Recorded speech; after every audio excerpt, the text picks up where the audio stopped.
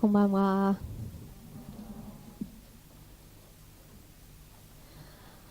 Pleasure to be with you once again. 皆さんに再びお会いできて嬉しいです。I don't know whether I should give an introduction. There's only 4 people. Yeah, 4 people who are coming to your session for the first time. I will give a brief introduction to myself and to channeling for those individuals that haven't been here, and for those that have, I'm sorry to repeat it again. 私のセッションに初めて参加される方が何人かいらっしゃるので、ほとんどの方は知ってらっしゃるんですけども、一応短いイントロダクションから始めたいと思います。I do a form of channeling called semi-conscious channeling. 私がやるチャネリングなんですけども、セミコンシャスチャネリング、半分意識を保った状態のチャネリングを行います。What this simply means is that I put myself into an altered state of consciousness, and from that altered state of consciousness, the entities can come through and speak to you. で、そのやり方なんですけども、変性意識状態に入りまして、その状態で意識体が私のところにやってきます。そして私を通してですね、その意識体が皆さんにお話をします。I chose to be a semi-conscious channel because I didn't want to fully leave my body. I wanted to benefit from the information. なぜこうした形態のチャネリングをすることを望んだかといいますと、やっている時にですね、完全に肉体を離れないでですね、残って、このチャネリングセッションの自分自身も参加したいと思ったんですね。So very often when the entities are speaking to the audience, they're also teaching me lessons that may or may not be connected to what they're teaching the audience. でセッションの時にですね、セッションを自分自身で聞いたりとか、あるいは意識体がですね、セッションの内容とは全然違うことを私に教えてくれる時もあるんです。In this way of remaining semi-conscious, I feel I can benefit most from the information.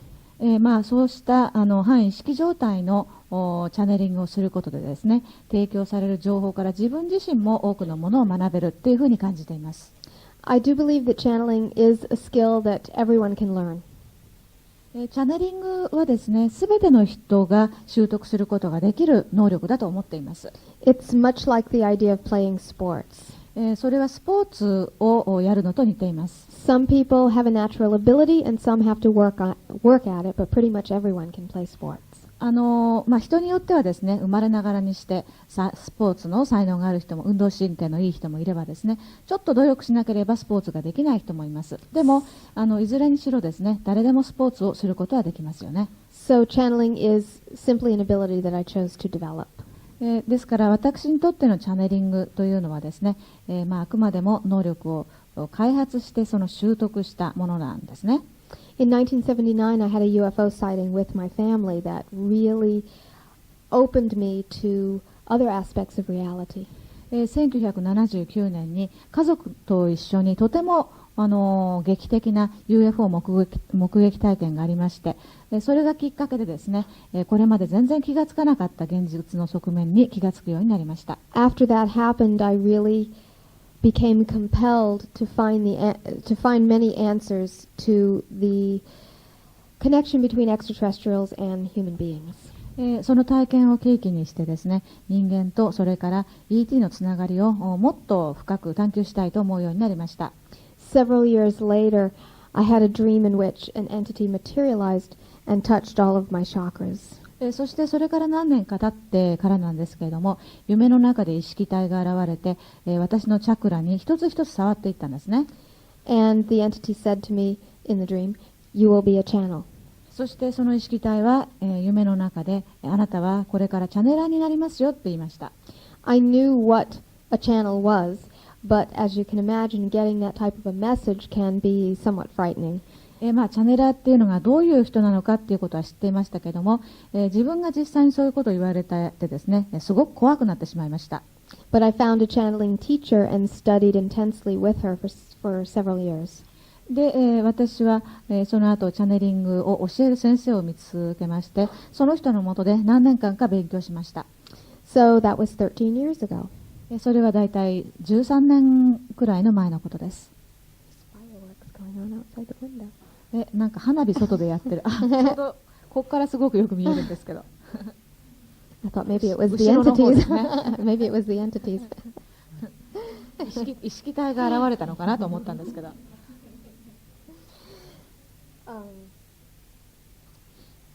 So anyway, that was 13 years ago, and the channeling process is one that teaches you about yourself constantly. I don't think we can ever achieve a state of perfection with it.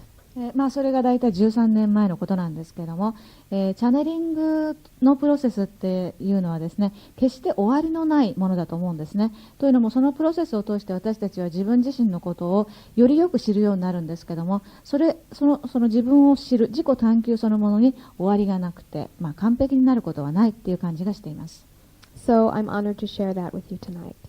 そのチャネリングを皆さんと今日分かち合うことができてとても嬉しいです。Toward the end of the session, there will be time for Q&A. セッションの最後の方に質疑応答の時間を取ります。I encourage you to please ask a question if you have one based on the material, either from tonight or the past several sessions. で質問はですね、今日の内容、あるいは、ここ何日間かやってきたセッションのテーマに限定していただけるとありがたいです。And if you raise your hand, someone will bring your microphone. で手を挙げて指された人はスタッフの方からマイクを受け取った後に話してください。The last several sessions, the entities have been exploring the idea of the great galactic cycle of evolution and how now is the time on the cycle that represents the exact opposite of the destruction of Atlantis. 意識体がすでに説明した前の、何回かのセッションで説明したことなんですけども、銀河系宇宙の大きなサイクルがあって、そしてちょうど私たちが今生きている時ですねが、アトランティスの崩壊とちょうど反対の、折り返し点になっているっていうことを言っていました。The Great Galactic Cycle, in our method of counting, would be 26,000 years. で大きな銀河系宇宙のサイクルを私たちの時間の概念で計測するとですね、26,000年になります。So 13,000 years ago, at the fall of Atlantis, we entered a part of the cycle in which consciousness, in a sense, goes to sleep. で13,000年前にアトランティスが崩壊して、以来ですね、私たちは意識が眠りの状態に入るサイクルに入ったと言えるでしょう。That simply means that we lose our memories of our connection to the universe and to our own spirit. それはどういうことかっていうと、自分たちとその魂、スピリットとのつながり、そして自分と宇宙とのつながりの記憶を失ってしまう時代だっていうことですね。And now that we're entering at the 13,000 year point, we're entering the period of wakefulness. It means that some changes are going to occur within us and on our planet as well. で、目覚めのサイクルに私たちは今入りつつあるわけなんですけども、これからですね、その目覚めのサイクルに入るにつれて、これまでなかったいろいろな変化が私たちの中で起きてきます。And each of the nights we have done these sessions, we've explored one aspect of the change that is happening. そして、様々な変化が起こっているんですけども、これまで、毎晩ですね、その変化の一つ一つの側面についてお話してきました。In one session, we explored the idea of releasing and healing negative emotion.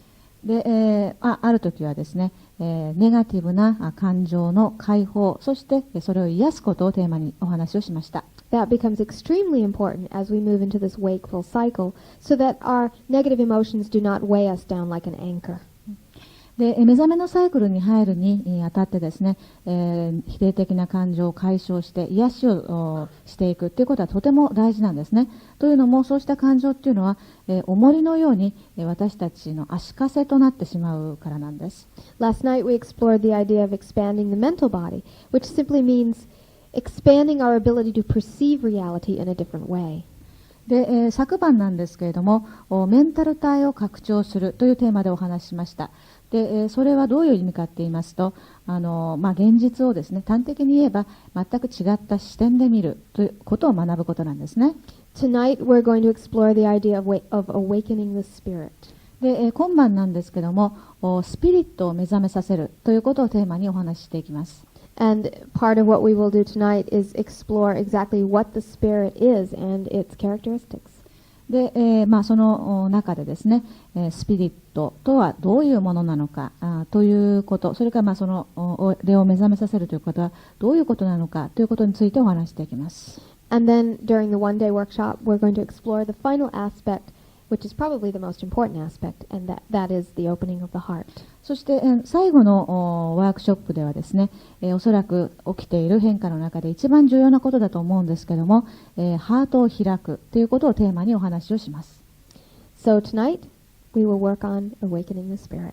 で、今晩はスピリットを目覚めさせるということに焦点を当てて話していきます。I'd like to say one thing though about the way Jermaine speaks, so that there won't be any confusion, hopefully. ジャーメンの話すことでですね、ちょっと混乱が起きる可能性、言葉の使い方で、皆さんに混乱してもらいたくないのでちょっと説明しておきますが、He tends to use the words spirit and soul interchangeably. ジャーメンはですね、スピリットとソウル、つまり霊と魂ということを、同義のものとして、混ぜこぜに使うことがあります。So if you hear both of those words being used, he's talking about the same thing.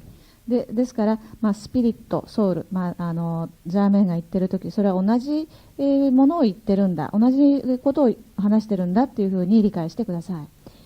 Jermaine does find it very challenging to deal with earth languages.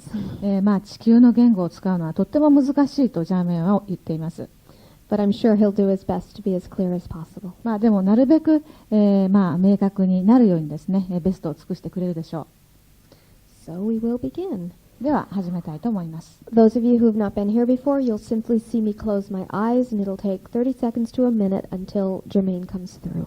何人か私のチャネリングをご覧になってない方いらっしゃるようなのでご説明していきますけども、チャネリングするときに目を閉じます。そしてチャネリング状態に入るのにだいたい30秒から1分間かかります。そしてジャーメンが入ってきて、お話を始めます。I please ask that when I'm going into the channeling state and when I'm coming out of the channeling state, that you remain seated and quiet, but during the session you can move around and it will not disturb me. で、お願いしたいんですけども、チャネリングに入っていくとき、それからチャネリングから普通の状態に意識が戻っていくときにはですね、着席した状態で静かに待っていてください。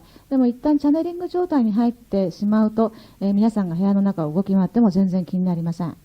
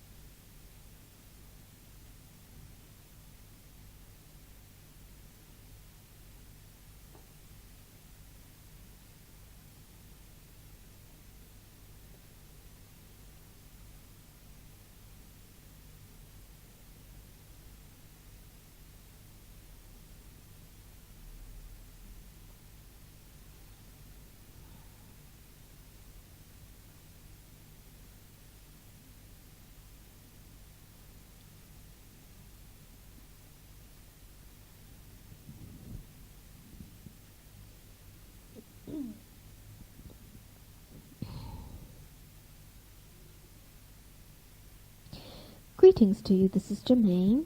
ジャーメンです。皆さんこんばんは。Pleasure to be with you as always. 皆さんとお会いできてとっても嬉しいです。Tonight we're going to talk about awakening the spirit. 今晩はスピリットを目覚めさせるということについてお話しします。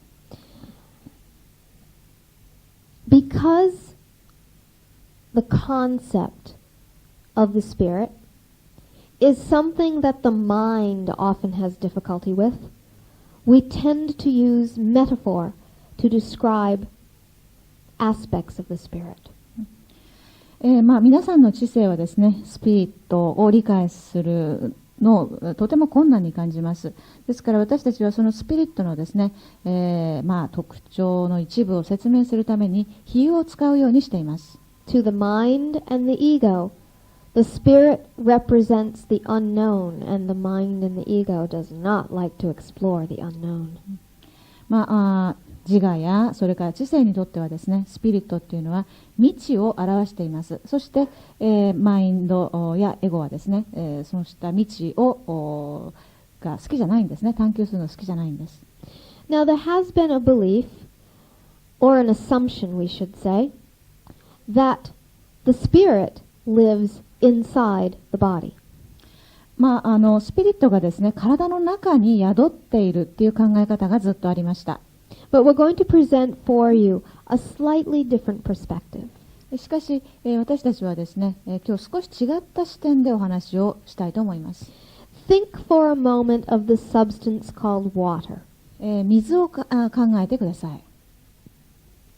Water can exist in many forms. 水は様々な形態で存在することができます。If you give it energy by heating it up, it can exist in a gaseous state. 水をですね、温めると、蒸気になりますよね。If you remove energy by cooling it, it exists in a solid state. そして、そこからエネルギーを取ってしまって冷たくすると固体になります。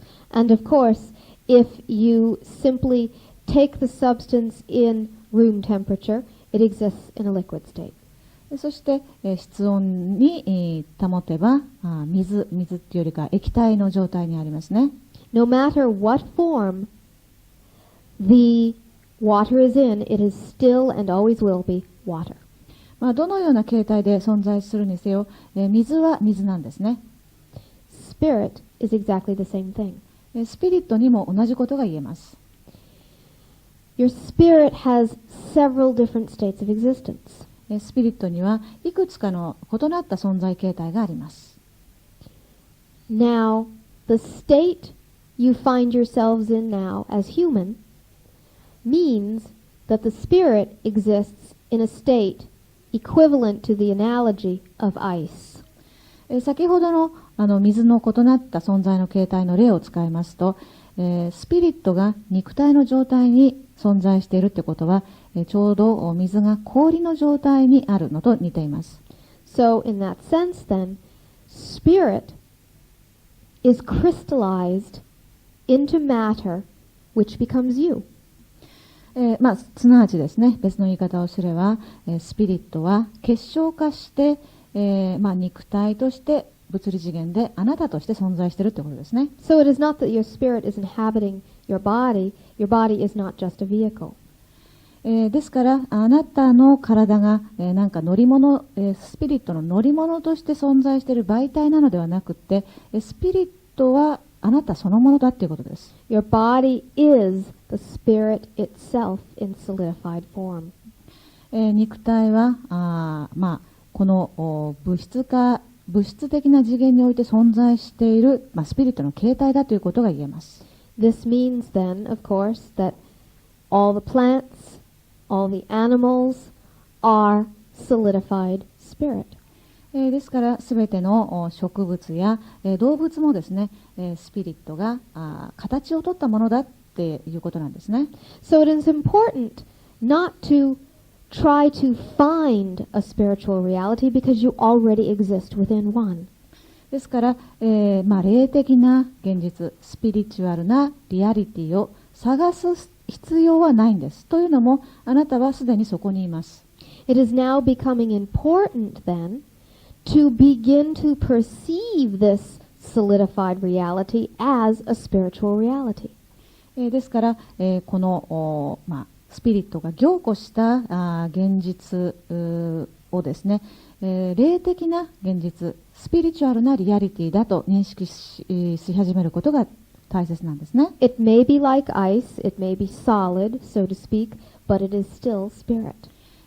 さっきの例で言えば、水が固まった状態であるかもしれません。しかし、この物質世界そのものがスピリットなんです。So if the human life here on earth is representative of ice, what would be representative of water? じゃあ皆さんのこの現世がですね、物理次元の生活が、氷であるとすれば、水に対応するものは一体何でしょうか？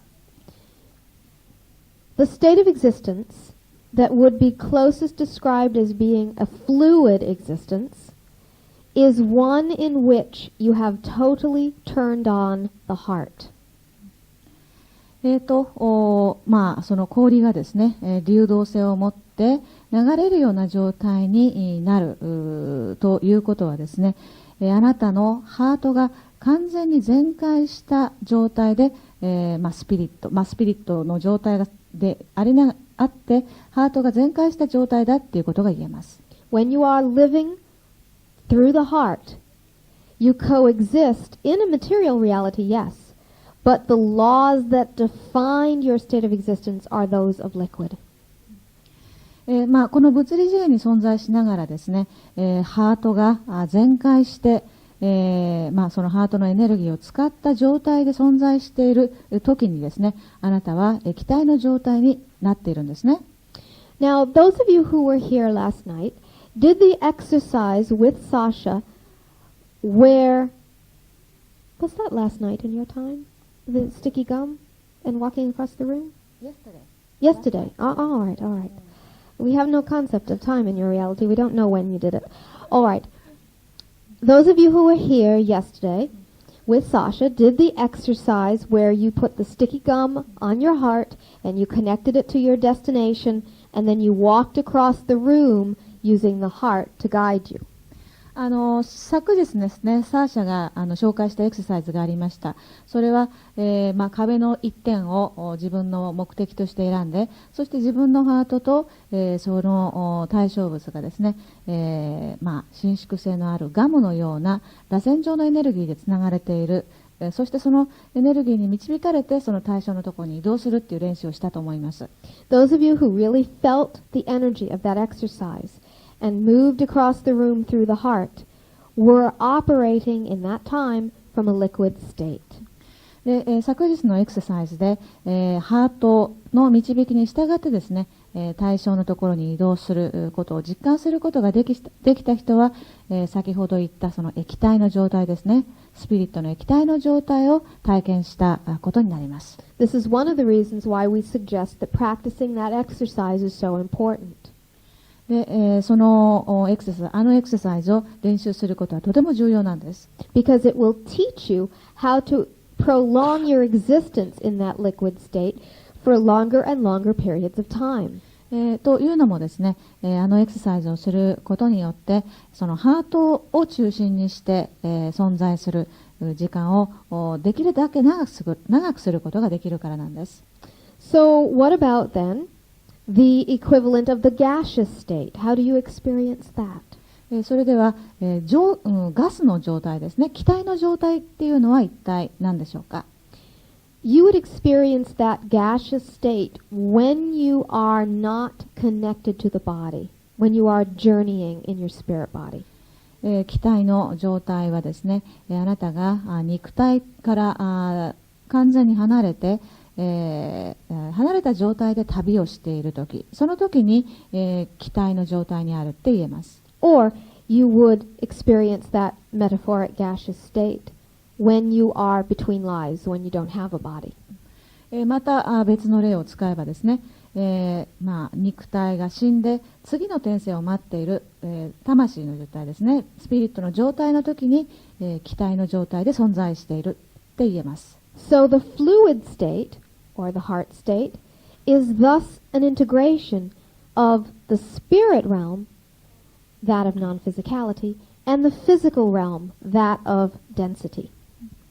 ですから、ハートのレベルで存在する状態はですね、すなわち、流動的な液体の状態として存在しているときに、人はこの物理次元の存在と、それから気体の状態、すなわち完全なるスピリットの状態で存在している時の中間にいることになります。In this liquid reality, your emotions reside. で、その液体の状態にあるときにですね、皆さんの感情が起こります。Healthy, flowing emotions are like a wonderfully meandering river. 健全な感情というのはですね、自然に流れる川のようなものなんです。This is why it is so important not to block up the emotions. ですから感情をブロックしないことがとても重要なんですね。Because those blocked up emotions become like boulders in that stream. というのも、感情をせき止めてしまうことは川の流れをせき止めてしまうことと全く同じだからです。And then of course too many boulders stop or hinder the flow of the water. そしてたくさんのそうした石があるとですね、水の流れが滞ってしまいます。So the other night when we worked with you on healing and releasing negative emotion, what we were assisting you to do was move or remove the boulders from that river. で、先日、ネガティブな感情を解消しヒーリングをするっていう話をしましたけれども、それは例えて言うならばですね、川の中にいろいろと詰まってしまった石を取り除けるようなものです。So the water state, we would say then, is the state that should be pursued, so to speak, as you move into the fourth density reality. ですから水の状態、液体の状態で存在するということは、皆さんが4次元、すなわち第4密度の次元にですね、移行したときに、できるだけ、その状態にとどまることを求めるべき状態だということが言えます。That means living through the heart. すなわち、それはハートを、通して生きること。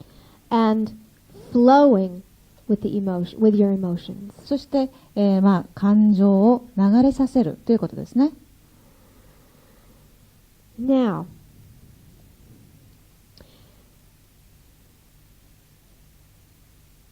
just like you as a physical body needs nourishment, the spirit needs nourishment also.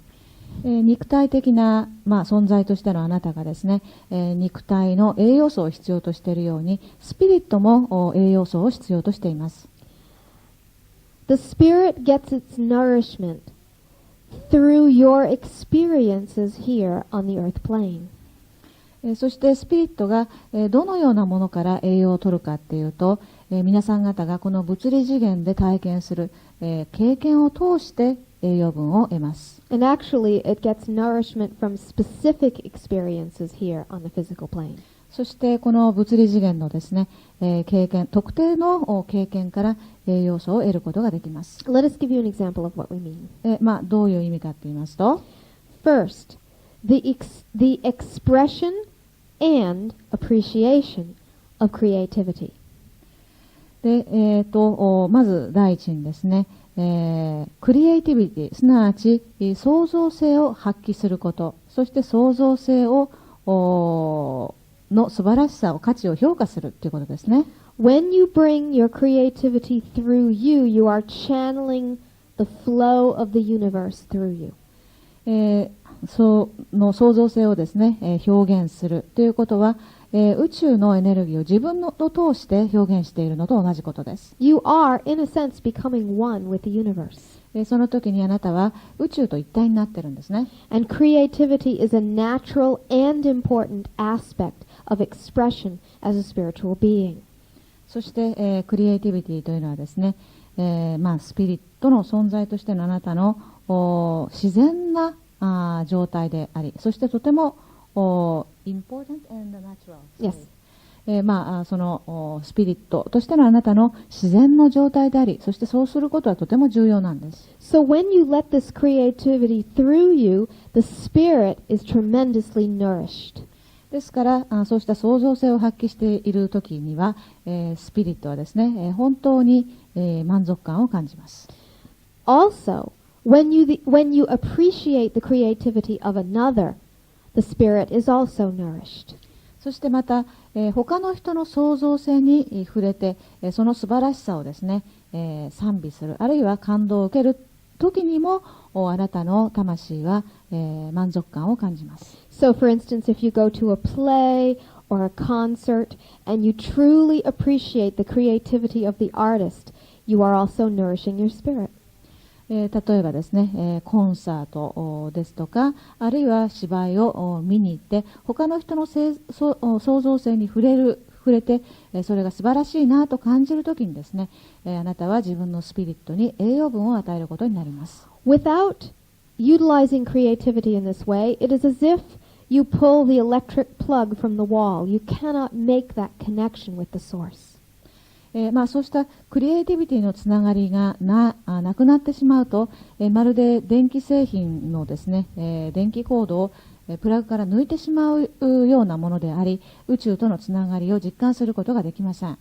What else nourishes the spirit? スピリットに栄養を与えてくれる他のものは何かというと、Well, of course, the obvious thing is love. 当たり前のことですけども、愛がそれに当たります。The more love you give in your reality, the more your spirit is nourished. あなたが現実に対してよりたくさんの愛を与えれば与えるほど、スピリットはですね、豊かに感じます。And we mean love with no strings attached, unconditional love. 愛といってもですね、それは無条件の愛、紐付きの愛ではなく無条件の愛のことです。But again, it's not just giving love, but you also have to be able to receive love as well. でも単に愛を与えるだけじゃなくって、愛を受け取ることも必要なんですね。But again, it's not just giving love, but you also have to be able to receive love as well. でも単に愛を与えるだけじゃなくって、愛を受け取ることも必要なんですね。When you receive love, your spirit is nourished as well. 愛を受け入れるとき、スピリットは同様に充足感を得ます。It is amazing, but some humans can give it easily and not receive it, or just the opposite.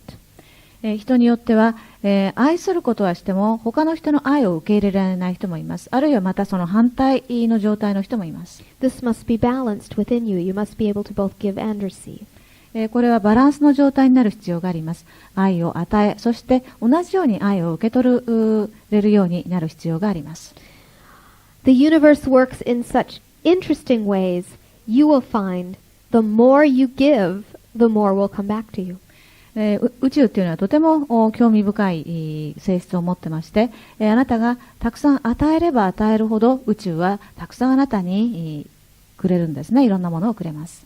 So love, of course, is one of the foods for the spirit as well. すなわち愛はスピリットの食べ物の一つなんですね。Another food that nourishes the spirit is that of the appreciation of beauty. それからスピリットに栄養分となるもう一つのものはですね、美を堪能するということです。When you watch a beautiful sunset or a trickling and peaceful river, it nourishes your spirit.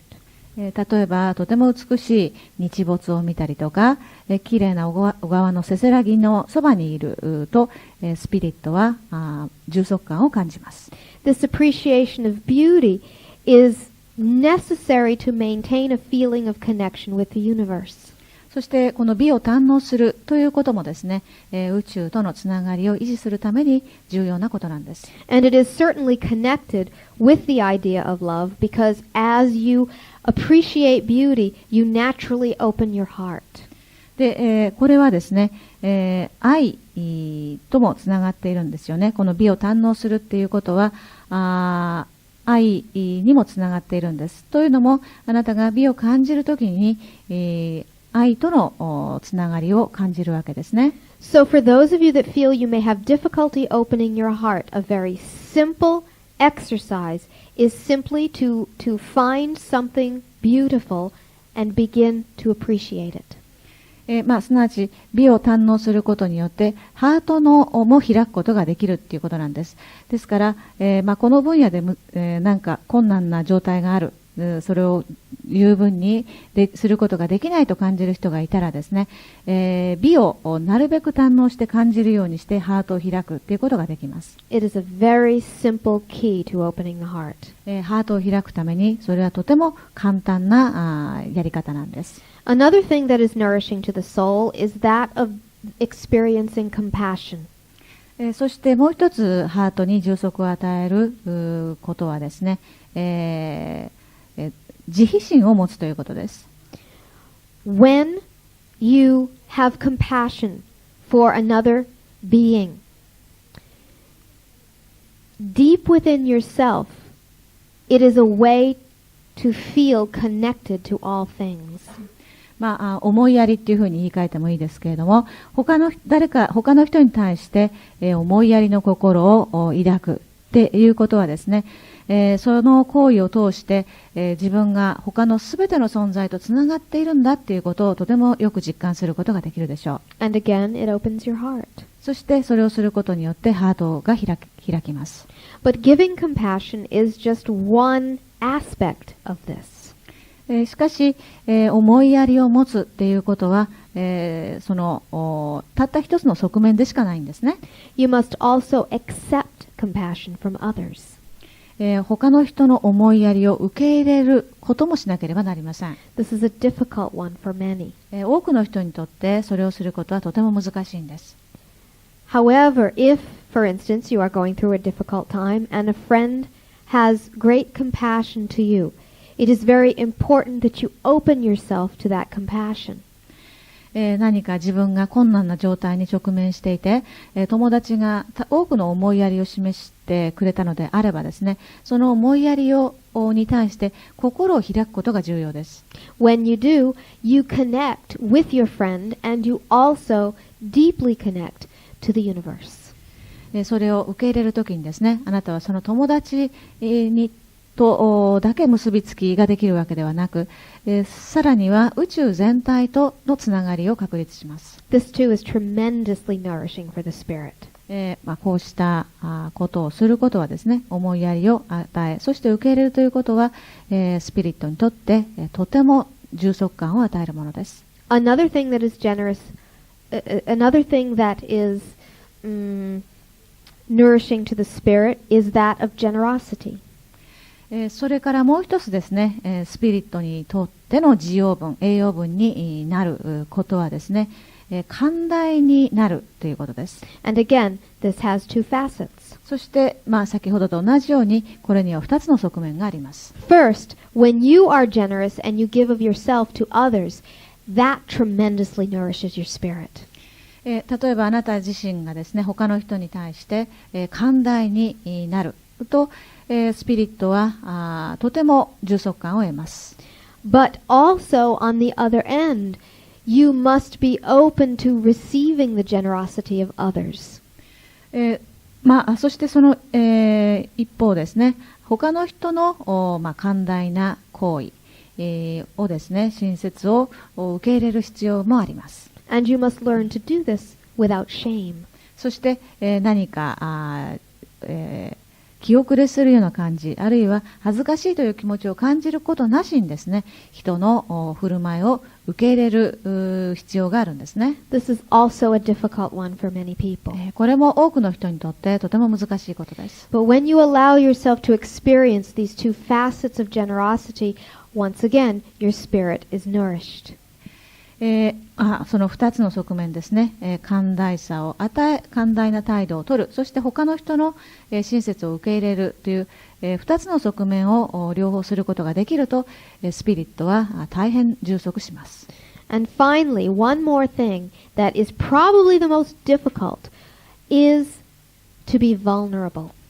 そして最後にですね、スピリットにとってとても重要な要素というのは、自分を無防備な状態に置くということです。True vulnerability tremendously nourishes the spirit. 無防備な状態に、本当にですね、自分自身を置くことによって、魂じゃなくてスピリットはですね、とても充足を得ます。People have come to misunderstand, thinking that vulnerability is a weakness. 無防備な状態になるということはですね、弱さなんだ、それは自分にとっての弱さなんだっていうふうに誤解する人がいるんです。But vulnerability is truly ultimate strength because it means you are open and connected to the universe. でも本当はですね、本当にさらけ出した無防備な状態になっているっていうことは強さなんですね。本当に、自分自身が宇宙に対して開かれた状態になっているということです。But to be vulnerable, it means you have to let go of all your defenses. しかしその無防備な状態になるためにはですね、自分が持っているいろいろな防御ですね、ディフェンスを全部落とさなければなりません。That is tremendously frightening for people. でも多くの人はですね、そうすることに恐れを抱いています。But once you get used to the feeling of doing it, you will begin to see how much being vulnerable nourishes you. でも一旦それに慣れてしまうと、無防備な状態でいるっていうことがいかに自分にとって充足感、満足感を与えることなのかっていうことがわかるでしょう。Now, because the concept of vulnerability is often misunderstood, we're going to give you an example of what we mean. さらけ出した無防備な状態っていうのは、よく誤解を招くことですので、具体的にどういう意味なのか例を挙げて話したいと思います。We're going to use the channel as an example. 私たちのチャンネルリサを例に挙げて話します。Let's say that she came into this room in front of all these people and she was really, really nervous. 例えば彼女がですね、講演をしなくちゃ、たくさんの人の前で講演をしなくちゃいけなくって、もう本当にドキドキして、神経質になってるとしますよね。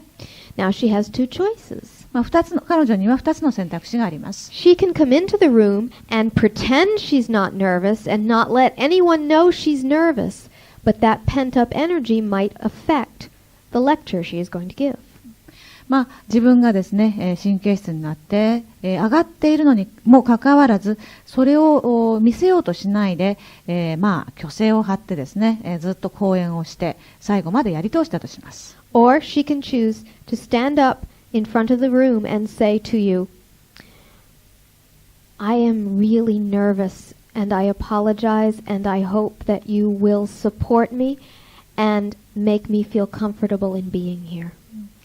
で、すごいストレスを感じながらやる方法もありますし、また彼女はですね、もう一つの選択肢としては、講演が始まる前に、ごめんなさい、私とっても上がっていてですね、ドキドキしてます。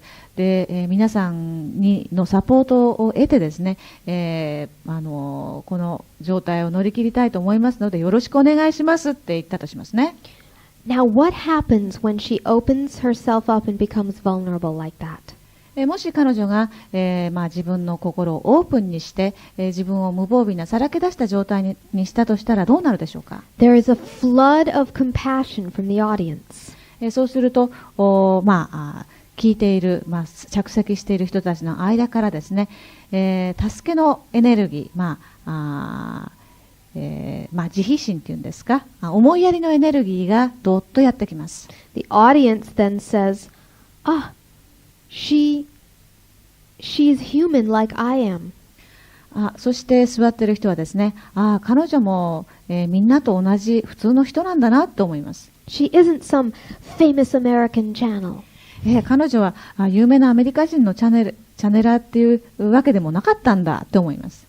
She is human like me. 私と同じ普通の人間なんだなと思います。And then you make a heart connection with her. そして、皆さんはですね、彼女と、ハートのつながりを確立します。This is what happens when you are vulnerable with other people. 自分を無防備な状態にさらけ出すということはこういう意味なんですね。You do not open yourself to attack, you open yourself to compassion. 無防備な状態になるからといってですね、他の人の攻撃を、手をこまねいて待っている状態になるというわけではないんです。他の人の思いやりを受け入れるためにさらけ出した状態になるということですね。And in that case, of course, the spirit is tremendously nourished. そしてそのような状態になったとき、スピリットは、たくさんの栄養を感じます。Alright, so that is an example of you becoming vulnerable. ですからその無防備になるっていうのは今申し上げたようなことなんですね。Let's look at it in the other way. で、ちょっと違った側面から見てみたいんですが、 Let's say you are with someone who is being vulnerable, and you are the one whose heart is opening. In that case, you are nourished also. So you have to be willing to experience the vulnerability with the other person. Let them be vulnerable. Do you understand what we're saying? Well, you said that if suppose you are with other person Mhm. and you become vulnerable to that person. The other person becomes vulnerable. The other person becomes vulnerable, and you are there with them. Instead of shutting down, you can give the love and the energy to that person who's being vulnerable. So that's a giving rather than a receiving. で、先ほどはですね、リサが皆さんの思いやりの気持ちを受け入れる側としての例を話しました。で、その逆ですね、すなわち、与える方の側になったとします。で、あなたが、誰か、と一緒にいて、その人に対してですね、思いやりの心を提供したとします。そうすると与える方の側もですね、スピリットが十分に充足感を得るわけですね。So learning vulnerability is extremely important. ですから、さらけ出した無防備な状態になることを学ぶことはとても重要なんです。Vulnerability is a very liquid state. その無防備な状態になるっていうのは、スピリットが液体の状態にある時のことです。Okay, so let's say then you are human, you are here in third density reality, and you are experiencing a reality likened to that of ice. で、皆さんはですね、この第三、密度の状態で肉体を持って存在して生きています。それは、スピリットが氷の状態で、あるんだ、存在してるんだっていうことを言いましたね。And let's say then you want to move more into a liquid state. で、そこからですね、もっと液体の状態に移行したいなって思ったとします。Using the analogy, how do you get from ice to liquid? で、どうやったら、氷から水になることができるんでしょうか。You heat up the ice. 氷をですね、熱せれば氷が水になりますよね。You change its frequency. 周波数を変えるわけです。So, if you then want to move from a more rigid state of consciousness to a more fluid state of consciousness, you will need to change the frequency of your consciousness in order to do so. ですから、すごく硬い状態からより柔軟性のある状態になるためにはですね、意識の周波数をある状態から、もっと柔軟性のある状態へと変えていくということです。So using this analogy, then you will need to heat up the ice in order to make water. 氷を水にするためにはですね、氷を熱すればいいわけですよね。The way to heat up or alter your frequency to get into the liquid state is by using the heart energy. で、この例を使いますとですね、氷を水に変えるための秘訣はハートのエネルギーを使うことなんです。The heart creates the heat necessary to melt the rigidity of third density reality and move you into the fluidity of fourth density reality. ハートのエネルギーを使うことによってですね、この第三密度の堅苦しい現実から、より柔軟性のある第四密度の現実へと移行することが可能になります。So now you can see why we are talking about, as we were talking about these keys of transformation, why opening the heart is the key one. 先ほどハートを開くことがですね、この変容の時代の生きる中で一番重要な鍵だっていうふうに言いました。Because without that, you cannot move from the rigid solid state to the fluid state. というのもさっき話したようにですね、堅苦しい状態から柔軟性のある状態に移行するためには、ハートのエネルギーが不可欠だからなんです。So let's heat up this room, shall we? じゃあちょっとですね、この部屋を熱しましょうか。熱くしましょう。Those of you who have been here for the other sessions have already done this exercise. We're going to do it again. すでに私たちのセッションに来た人はですね、体験したかもしれませんけれども、もう一度あるエクササイズをやってもらいます。We are going to start again working with the spiral in the heart to generate that heat. 熱を作り出すためにですね、ハートのスパイラル、すなわち螺旋を、活性化していきます。So go ahead and put your notebooks down and get yourself comfortable. では膝に置いているものを床に置いて、そのままの状態でリラックスしてください。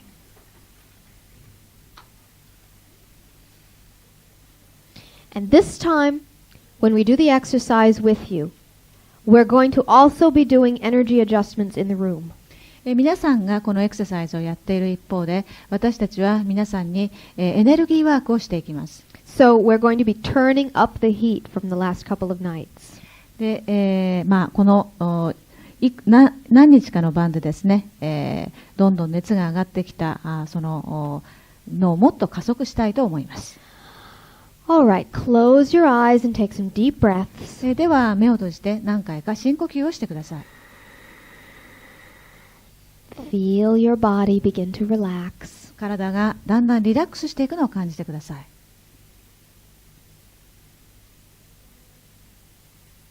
And now imagine that at the bottom of your feet are magnets. 足の裏に磁石があると思ってください。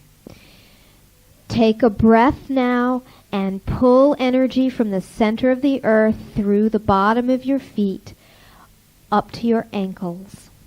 深呼吸をしながら大地の奥深くからエネルギーを引き入れて足の裏に入れてください。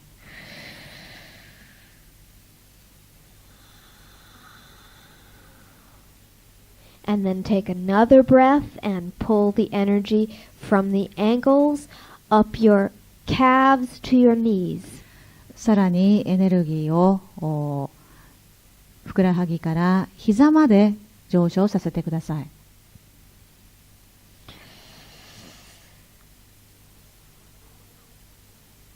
And then pull the energy from your knees up your thighs to your hips.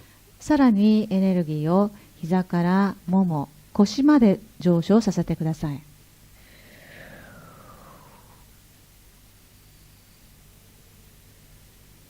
And then pull the energy from your hips up to your solar plexus.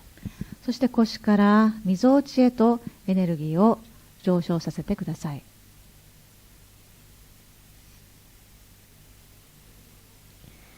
And then take one more breath and pull the energy from your solar plexus up to your heart. さらに深呼吸をしてみぞおちからハートにエネルギーを上昇させてください。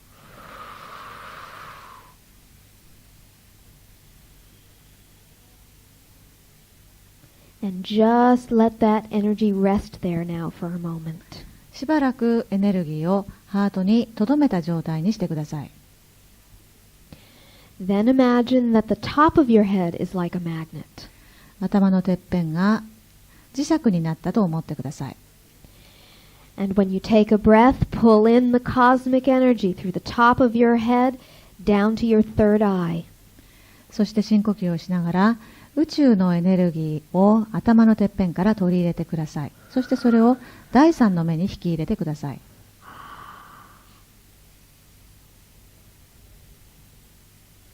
And then pull the energy from your third eye down to your throat. そしてそのエネルギーを第三の目から喉に引き入れてください。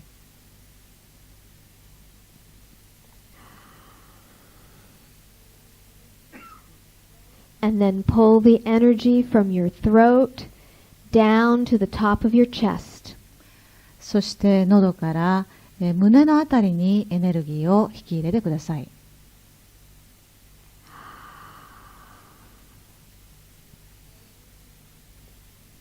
And then pull the energy from the top of your chest with another breath and take it down to your heart. そしてさらに深呼吸をしながら胸に入れたエネルギーをハートに下ろしてください。In your heart, you can feel the meeting of the cosmic and the earth energies. 今あなたはハートで大地と宇宙のエネルギーの出会いを感じます。It is almost like you can feel they may have a chemical reaction as they begin coming together. そして2つのエネルギーが、出会ったことによってそこで化学反応が起こるような感じがします。We're going to help with that integration process through some breaths. 深呼吸を通してその統合のプロセスを援助したいと思います。At the count of 3, please take a deep inhalation and then blow it out really hard. これから3まで数を数えますので、そしたら深呼吸をしてですね、息を強く外に吐き出してください。1, 1、 2, 2、 3. 3 Inhale 息を吸って and blow it out. 吐き出してください。 Very good. Now once again. もう一度やって 1, 1、 2, 2、 3. 3 Inhale 深呼吸をして and blow it out. 吐き出してください。 And then once more. もう一度お願いします。 1, 1、 2, 2、 3. 3 Inhale 深呼吸をして and then blow it out. 吐き出してください。 Now sit in this state for just a moment. ではしばらくこの状態を感じてください。 And begin to feel those energies now integrating in the chest. 2つのエネルギーが今胸で融合していくのを感じてください。 And we're going to do the breath one more time. And this time, when you blow the breath out, begin to see a spiral of energy coming from the heart outward from the front of you and from the back of you. そしてこれから4回目をやりますけども、4回目ではエネルギーがハートから螺旋を描きながら前方に、そして背中の後方にですね、後ろに出ていくのを感じてください。 Doesn't matter which way the spiral is spinning. 螺旋の回転する方向はあなたにお任せします。 1, 1、 2, 2、 3. 3 Inhale 深呼吸をしてand blow it out. 息をよく吐き出してください。 As you are seeing that spiral coming out from the front and back of you, picture something beautiful to you. 胸から螺旋状のエネルギーが前と後ろに出ていくのを感じながら、とても美しい情景を思い浮かべてください。 It might be a beach or a forest or something personal to you. 自分が個人的に記憶している、美しい森とか浜辺でも構いません。 You might feel a warmth in your chest. 胸のあたりに温かみを感じるでしょう。 You may even feel a spiral movement of your body. もしかしたら体自身が螺旋状に動いているのを感じるかもしれません。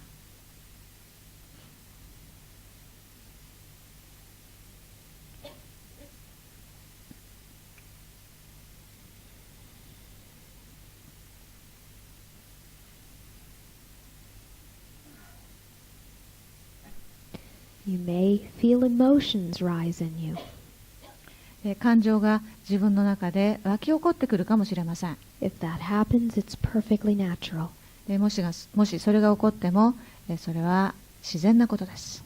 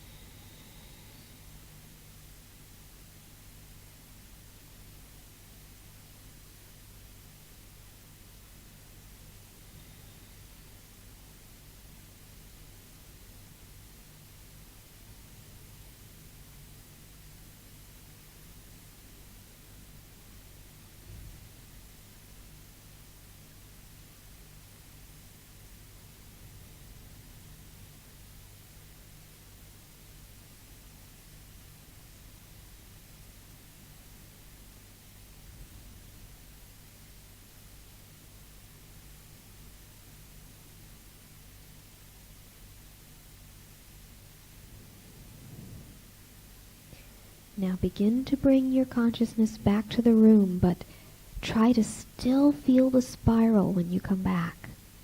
では徐々に意識を部屋に戻してください。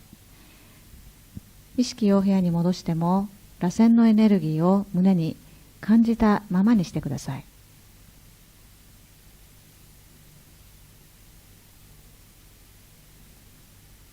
You may or may not feel it, but you have changed your own frequency by doing this exercise. すぐには感じないかもしれませんが、このエクササイズをすることによってあなたは自分の波動を変えました。And the more often you do it, the more and more you will connect with that heart energy. この練習をすればするほどですね、あなたはハートエネルギーにつながることができます。And the more this will help release some old repressed energy. そしてこれをすればするほど抑圧してきた、古いエネルギーを解放することができます。And sometimes you don't even have to feel what you're releasing. 自分が一体何を解放しているのか、具体的に感じられないかもしれません。The most important thing is to simply be able to generate this spiral and this heart frequency as much as you can. 重要なことはですね、螺旋の波動を作り出し、できる限り愛の波動を作り出していくということですね。We encourage you to practice it as often as you wish. これをできるだけ頻繁に練習することを勧めます。Now we are going to keep talking, but if you want to sit with your eyes closed, you're more than welcome to. これから私たちは話を続けますが、目をつぶったままで聞きたい人はそのままでいただいても結構です。Let us discuss for a moment some of the characteristics of the Spirit. ではここでですね、スピリットの特徴についていくつかお話ししていきたいと思います。One of the characteristics of Spirit will make your mind go crazy. もしかしたらですね、それを話したらちょっと頭が混乱してしまうかもしれませんが、 The Spirit is infinite in nature. スピリットはですね、には制限がありません。It means it has no beginning and no end. 始まりも終わりもないんです。 It always existed and always will. 常に存在してきたし、今後も存在し続けます。And yes, that will make your mind go crazy. そういうことを聞くと、マインド、知性は頭が変になります。But this is something your heart knows. でもあなたのハートはそのことを知っています。The Spirit also has the ability to have a bird's eye view or a broader perspective of things. またスピリットはですね、より広い視点から物事を見ることができます。Those of you who were here last night, the Spirit is kind of like that little bird that took a flight and then saw a greater view of reality when he did. 昨日いらっしゃった方は小鳥の例を覚えていらっしゃるかと思いますけども、小さな枝に止まっていると思って、どんどんさらに大きな現実を見たくて、空高く飛んでいって、より大きな現実像を見た小鳥に似ています。Because the Spirit has a broader perspective of things, it will always know the perfect life path for you